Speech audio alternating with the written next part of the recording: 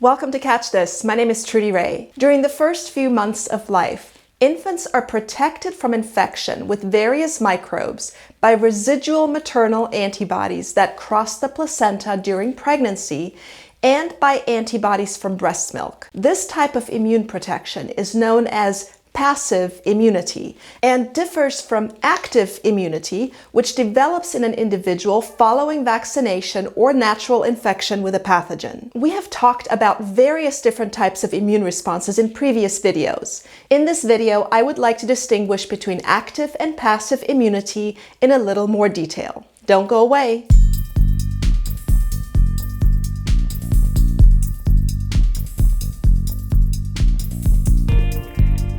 Active immunity involves the function of both antibodies and T cells. During a first exposure to a pathogen or immunization against that pathogen, T helper cells sense the presence of one or more antigens as foreign and trigger the release of a variety of signals that ultimately stimulate B cells to secrete antibodies to those antigens. T helper cells also stimulate cytotoxic T cells to directly kill infected target cells. This initial immune response can take weeks to develop. However, exposure to the same antigen months or years later leads to a rapid immunological memory reaction that results in production of new antibodies and T cells. In contrast, passive immunity is limited to the action of antibodies that are acquired from an external source.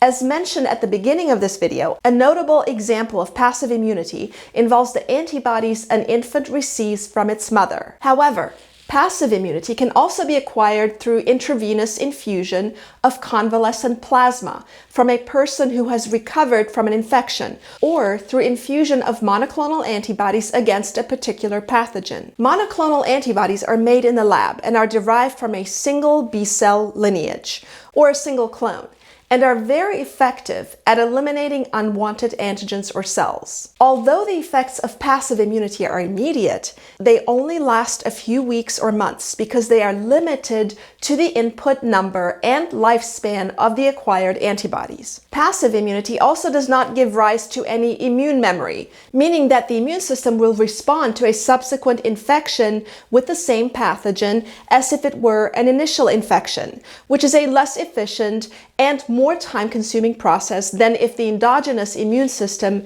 has previously seen the pathogen. Passive immunity and active immunization often overlap and can interfere with each other in a phenomenon known as immune blunting. For example, circulating maternal anti-measles virus antibodies can prevent an infant's B cells from producing its own antibodies in response to measles vaccination or infection with measles virus. A recent epidemiological study on the dynamics of measles immunity showed that maternal anti-measles virus antibodies have a half-life of 181 days. Because such antibodies can block the infant's ability to produce anti-measles antibodies, administration of the first dose of the measles vaccine prior to 12 months of age may not result in optimal vaccine-induced antibody concentrations. Epidemiological data from China, where the first dose of the measles vaccine is given at 8 months of age, have substantiated this presumption.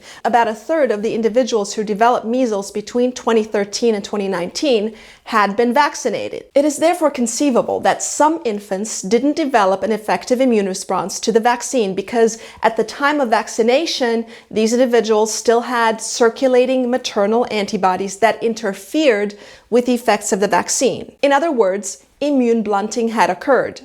These data also confirm that measles vaccination at or after 12 months, as is done in the US and many other countries, may result in longer-lasting immune protection. Immune blunting was also observed during the COVID-19 pandemic, when recipients of convalescent plasma or monoclonal antibodies developed inferior immune responses to COVID-19 vaccines if they were vaccinated within 90 days after the passive immune treatment. In other words, residual circulating anti-SARS-CoV-2 antibodies from their treatment with convalescent plasma or monoclonal antibodies likely attacked the vaccine antigen before their B cells had a chance to form their own antibodies, thus diminishing the efficacy of the vaccine. More studies are needed to evaluate the kinetics of passive immunity against various pathogens.